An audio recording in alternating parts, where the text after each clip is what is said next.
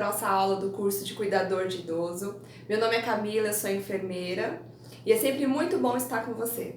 O tema da nossa aula de hoje, provavelmente você já ouviu ou conhece alguém que tem essas doenças. Hoje nós vamos falar de duas doenças crônicas, diabetes e hipertensão. Você já deve ter ouvido ou ter alguém da família que tem essa doença, não é? Então vamos lá. Além desses temas de hoje, nós vamos falar também sobre medicamentos, que é extremamente importante para o cuidador entender um pouquinho mais do manejo do medicamento, como ofertar, de que maneira armazenar. Então é extremamente importante o tema de hoje. Vamos lá? Mulheres e homens estão vivendo mais graças ao desenvolvimento da sociedade, melhoria das condições de vida da população e também ao progresso da ciência. Os estudos sobre envelhecimento mostram que a saúde na velhice depende muito de hábitos de vida saudáveis e de cuidados que a pessoa recebeu ao longo de toda a vida a partir da infância. Doenças crônicas são doenças que estão muito ligadas a estilo de vida, a hábitos que nós temos na vida adulta. Ou seja, o estilo de vida que eu tenho hoje, ela pode acarretar não somente essas doenças que nós vamos frisar hoje, que é diabetes e hipertensão, mas outras também. Então, doença crônica, ela está muito ligada ao estilo de vida que eu tenho. Eu coloco sempre uma reflexão, imagina, o estilo de vida que você tem hoje. Pensa, o estilo de vida que você tem hoje. Será que a gente corre risco de, na velhice, a gente ter essas doenças crônicas? Com os nossos hábitos, como nós cuidamos da saúde, como a gente cuida do nosso físico, também do nosso mental. A gente está vivendo hoje no mundo muito acelerado e tempo é algo extremamente importante você saber administrar, não é verdade? A rotina do dia está cada vez mais acelerada, a gente procura alimentos mais rápidos, alimentos que sejam mais fáceis de fazer. A gente não tem mais tanto tempo para ficar fazendo alguma atividade física e tudo isso vai impactar na nossa velhice. Então para pensar um pouquinho no idoso que você quer ser. O idoso que você quer ser com o estilo de vida que você tem hoje, combina? Fica essa reflexão, porque isso é extremamente importante. Camila, por que eu como cuidador tenho que saber disso? Sabe por que você como cuidador tem que saber disso? Porque você tem que conhecer o seu idoso. Conhecer ele, os valores dele, conhecer o estilo de vida que ele tem e hábitos que ele teve na vida adulta. Tudo isso vai te ajudar a entender e também a cuidar dele melhor, fazer toda a diferença. E quando você cuida, tendo conhecimento, faz toda a diferença. Por isso é importante o tema da nossa aula de hoje. A velhice, ela não é doença.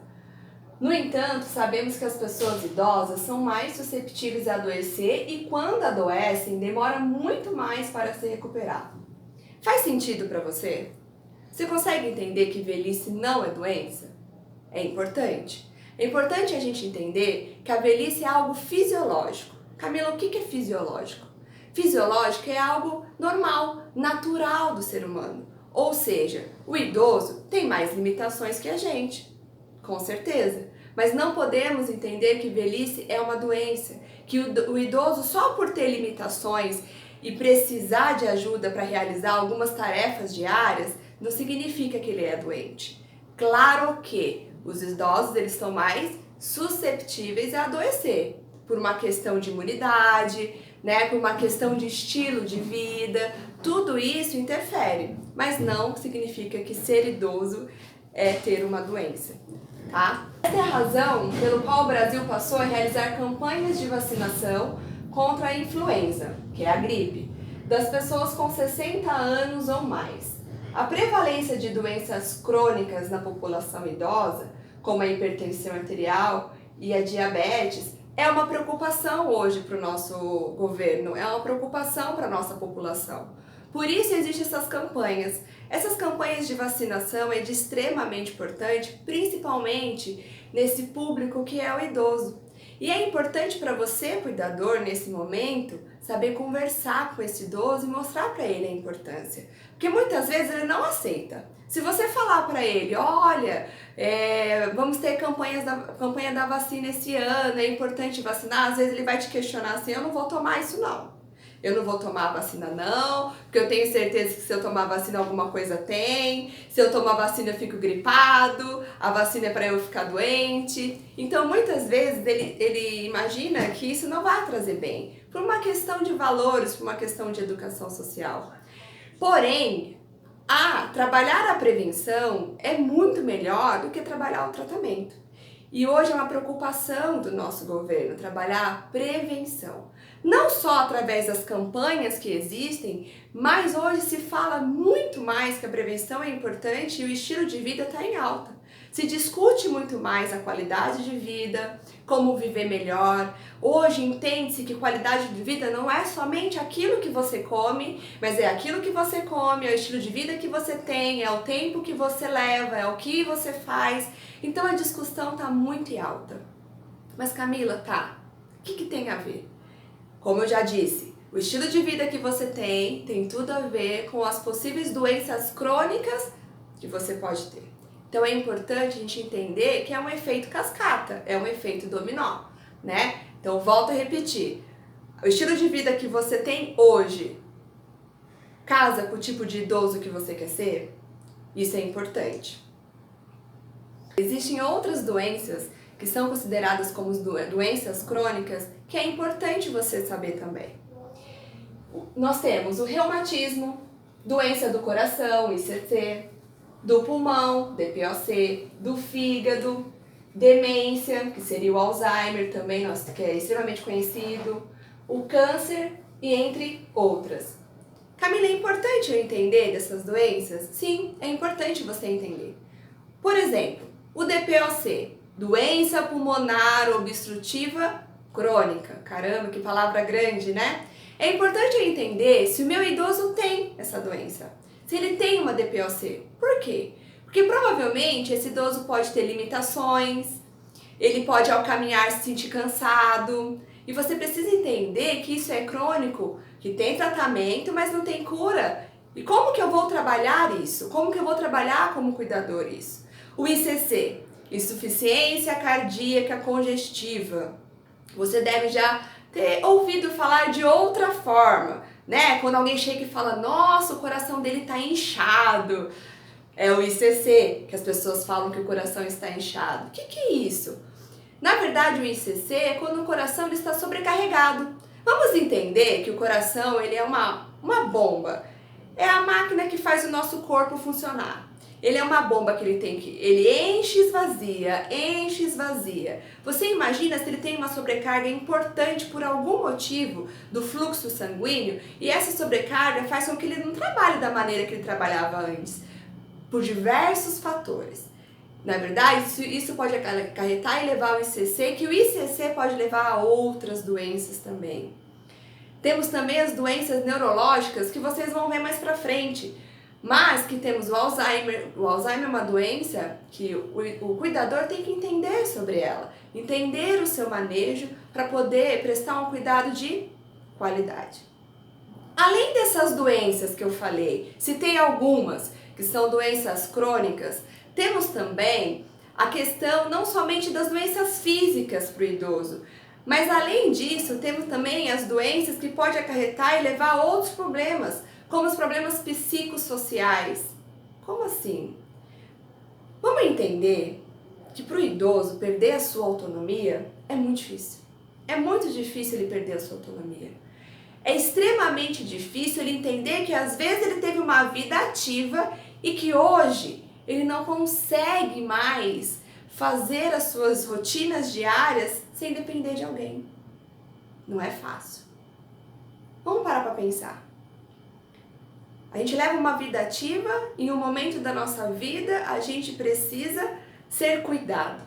Muitos deles passaram a vida cuidando do filho, da família, de outros e hoje precisa de alguém cuidando dele para poder seguir a sua rotina diária. Então, a perda da autonomia para o idoso pode acarretar a outras doenças, né? Além das doenças físicas, como eu já falei, podem ocorrer problemas psicossociais, como perda de papéis sociais da pessoa idosa. Com isso, ela vai trazer o isolamento, solidão, depressão, a perda da autonomia. a capacidade de comandar a própria vida e a falta de um sentido para a própria vida. Isso mesmo, a falta de um sentido para a própria vida. Ele vai ter que se descobrir novamente. Entender que essa fase a gente pode levar como a melhor fase. Mas para isso precisa de muito carinho, muito cuidado e mostrar para ele que você está ali para agregar, para fazer com que ele tenha esse processo melhor, que isso aconteça de uma forma melhor e não para tirar a autonomia dele. Como assim? Como assim, Camila, você está me dizendo que não é para tirar a autonomia, é para mostrar para o idoso que ele pode fazer por ele? E isso nos casos daqueles idosos que ainda conseguem, que as limitações são poucas, viu? Sabe o que você pode fazer para ajudar? Se você sabe que ele tem dificuldade para comer, mas que ele consegue comer sozinho, vai demorar, mas consegue, faça isso. Não faça por ele. Assista ele comer, ajude, não faça por ele. Fazer por ele, às vezes, para nós que estamos nessa área e para você que daqui a pouco vai ser um cuidador, fazer por ele vai ser mais fácil. Você vai lá, dá a comida para ele, é muito mais fácil, é muito mais rápido, mas você está tirando a autonomia, está tirando o pouco que ele tem e o sentido que ele tem. Faz sentido? Tem que fazer sentido para você o que eu estou dizendo. Reflita sobre isso. É de extrema importância entender esse processo. Mas Camila, tudo bem, entendi. Só que tem algo importante também que eu quero te dizer. Para cuidar de alguém, primeiro eu tenho que cuidar de mim. Para cuidar de alguém, primeiro eu tenho que cuidar de mim. Por quê? Por que será que para cuidar de alguém eu tenho que cuidar de mim? Porque a gente oferece para o outro aquilo que a gente tem de melhor. Então, quando a gente vai trabalhar com outra pessoa, cuidar de alguém, a gente precisa primeiro entender o que é cuidar de nós. Procurar coisas que te traz prazer. Procurar coisas que te traz momentos de felicidade. Isso numa questão mental, mas também cuidar do físico. Procurar coisas que você possa fazer no seu dia, que isso vai te ajudar a cuidar do seu idoso melhor. Deu para entender? Vamos falar um pouquinho que seria cuidando do cuidador. Isso mesmo, cuidando do cuidador. Para refletir o que te faz bem. É caminhada? Eu gosto de dançar? Eu gosto de cantar? Eu gosto de sair com os amigos? Eu gosto de conversar? Vamos procurar um equilíbrio. Tentar achar um exercício físico que você gosta de fazer e também tentar achar momentos que te tragam prazer. Porque se você estiver bem, você consegue cuidar do outro. E sempre entendendo que quando eu entro na vida do outro, o que você sempre vai deixar um pouco de você, mas você vai trazer muito do outro para você.